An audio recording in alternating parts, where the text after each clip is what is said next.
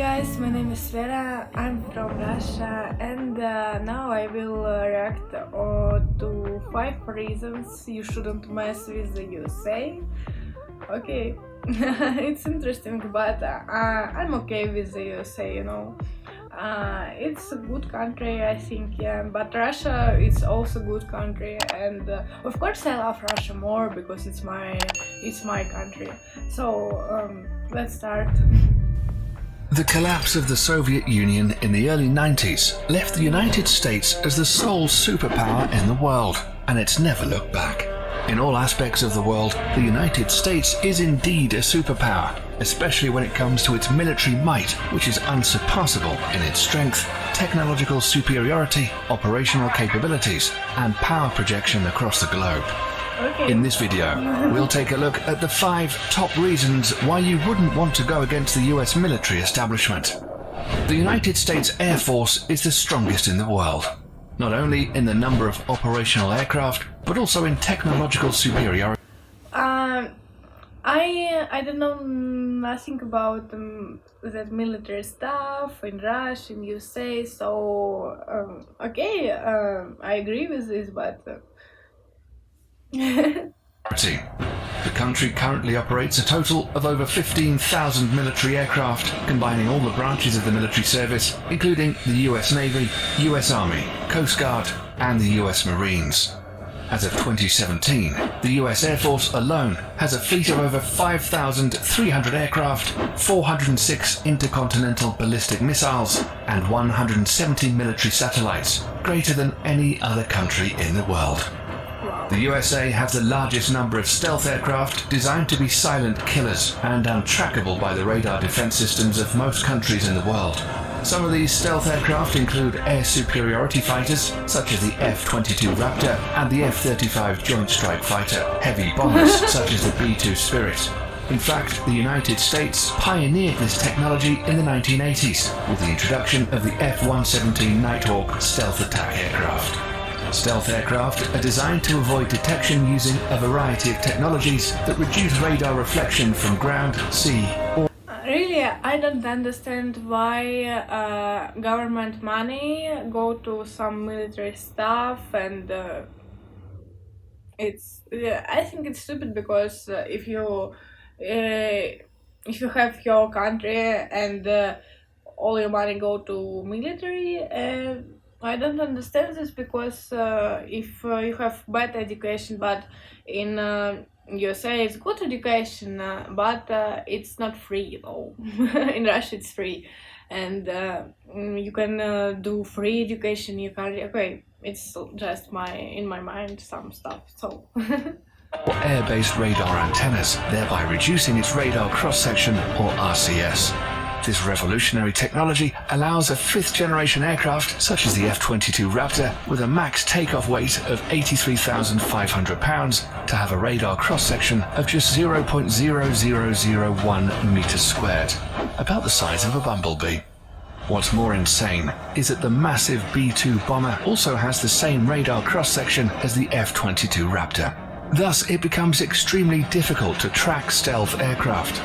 Even if the enemy spots them on their radar scopes, it's a whole other story to successfully track them and register a missile kill.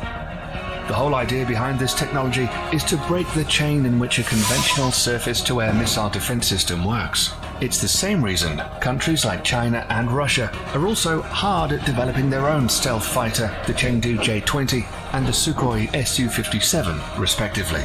These aircraft will allow the US Air Force to assert its air superiority over any battlefield of the future, and we all know that control of these skies is the biggest decider in any war. The next reason why any country going to war with the US military should think twice is because of the strength of the US Navy and its dominance over the world's ocean, Okay, especially I understand. the Navy's It's supercarriers. about army. The Yeah, US Navy okay. currently operates 11 nuclear-powered Nimitz-class supercarriers, which is the largest aircraft carrier fleet in the world. The only navy that can come close in terms of technological advancement is probably the Royal Navy of the United Kingdom, but they only have 2 operational carriers. The Nimitz class of carriers has a displacement of over 100,000 tons and can carry a complement of up to 70 aircraft. They're literally a floating small town in the ocean with its own airport. The Nimitz-class carriers in themselves are extremely potent offensive weapons, but the way they operate in what is called the carrier strike groups makes these ships even more deadly. A carrier seldom deploys alone. There are always a fleet of surface and underwater assets surrounding them and forming a strike group. These include guided missile cruisers, a destroyer squadron, attack submarines, and other support vessels. Together, they project the power of... Stupid. You need why you show this? You need you want that the people will die because of this stuff, and I love people. I don't want that they die. You know? Okay. Of the carrier and at the center of the group forward towards the enemy. While the carrier is carrying out its offensive role with the use of its air wing, the other ships are responsible to protect its flanks against any enemy attack. This combination of offensive and defensive strategy makes the US carrier strike group almost impenetrable. The United States Navy maintains 9 such carrier strike groups, 8 of which are based in the United States and 1 that's forward deployed to Japan. For over 50 years, this has been the principal element of US power protection, and the Nimitz class of supercarriers are at the center of it all. Despite this, the US is currently in the process of developing a new class of carriers called the Gerald R. Ford class, intended to replace the Nimitz class ships. This new supercarrier will be even more technologically advanced and is expected to continue US dominance of the oceans well into the late 21st century. The third reason why you shouldn't fight the US military is their massive stockpile of nuclear and conventional intercontinental ballistic missiles, or ICBMs. The ICBM plays the role of the land leg in the US nuclear triad, along with the Trident submarine-launched ballistic missile SLBM and nuclear warheads carried on long-range strategic bombers. ICBMs are launched from ground-based missile silos, achieving high suborbital spaceflight, approximately 1,000 miles above the surface of the Earth. The body of the missile then separates from the warhead, which re-enters the atmosphere and free falls to the assigned target at hypersonic speeds. The US military currently operates 400 ICBMs from its base in Wyoming, Montana, and North Dakota. The LGM-30G Minuteman III is the only type of ICBM that is currently operational in the US. The Minuteman III family of ICBM... I know in Russia we also have this stuff, but I think it's also stupid. I don't understand. Were first developed in the 1960s as a response to the Soviet nuclear threat. Throughout the Cold War and beyond, these missiles have undergone constant modernization. In the last decade alone, the US military has undertaken $7 billion worth of upgrades. The rocket propulsion engines, the propellants used, the guidance system, and even the flight control surfaces have all been refurbished. The upgraded missiles are completely different from its 1960s counterparts, except for the shell. These state-of-the-art improvements and modernization programs have kept the Minuteman III system operational for over 50 years with improved reliability that supports the missile's remarkable 99% alert rate. The versions of the missiles have a range of over 8,000 miles, which is greater than the diameter of the Earth at 7,917.5 miles. They can carry multiple 330 kiloton nuclear warheads, which is 20 times greater than the bombs dropped on Hiroshima and Nagasaki. Not only that, each of these warheads can be assigned to different targets independently. The technology is called Multiple Independently Targetable Re-Entry Vehicle, or MIRV, and was first developed for the Minuteman III family of missiles. So any country messing with the United States will have to deal with this awesome arsenal of firepower, which can be launched at a moment's notice. If it weren't the ICBMs or the stealth fighters raining fire down on you, it would be precision-guided munitions, or better known as smart bombs or PGMs instead. This is another big reason why not messing with the US military is a good idea. All branches of the US military use smart bombs in some forms or the other. These weapon systems are designed to be precise and hit a specific target with maximum efficiency. These bombs are so effective that during the First Gulf War, PGMs comprised only 9% of weapons fired, but accounted for 75% of all successful hits. Since then, for the US military at least, the days of normal artillery shells and unguided bombs are long gone. Nowadays, the military uses PGMs from air, ground, and sea. Precision-guided munitions come in various forms and use different kinds of technologies to achieve precise hits. A large majority of PGMs use the Global Positioning System, or GPS, of satellites to guide their trajectory to target. However, sometimes this becomes a problem, as GPS coverage is not always reliably available everywhere across the globe, or bad weather conditions can hinder operations.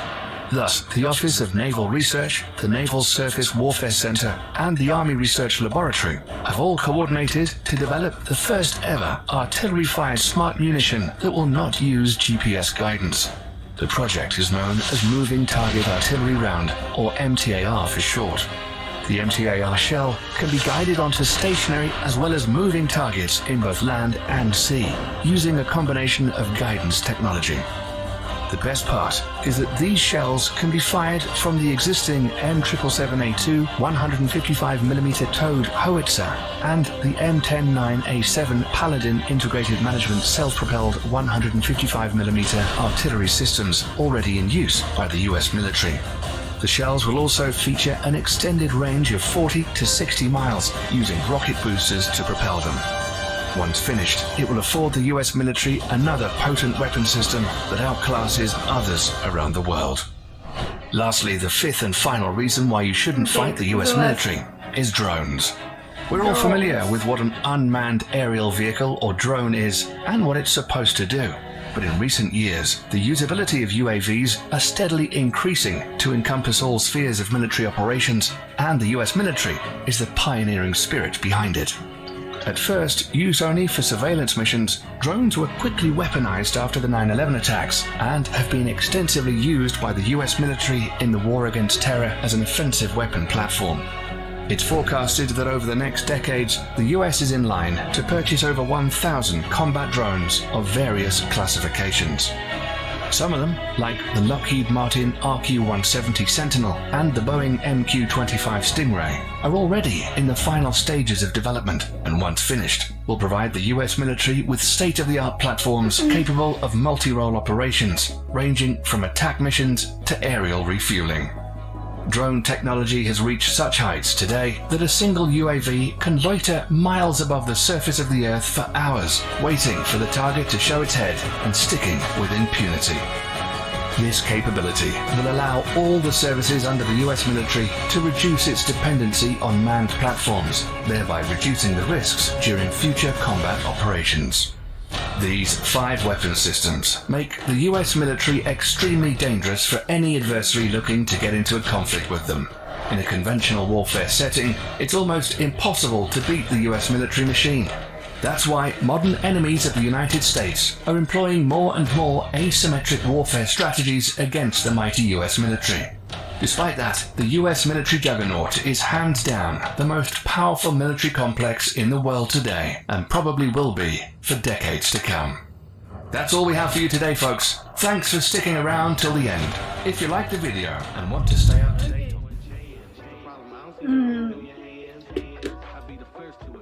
What I'm thinking that it's really stupid. I don't understand this. It's all, not only in USA, it's all country. I don't understand why you need to spend so much money on this stuff. It's stupid. You want that people because of this die? Yeah, because I don't understand this stuff and. Okay, yeah, it's really amazing because so much money, and but I can't understand this, so okay. And thank you for watching. Subscribe to channel, don't forget about likes, and write your opinion in comments. It's interesting for me. Okay, have a nice day. Bye. Roses are red, some diamonds are blue. Chivalry is dead, but you're still kinda cute. Hey, I can't keep my mind off you.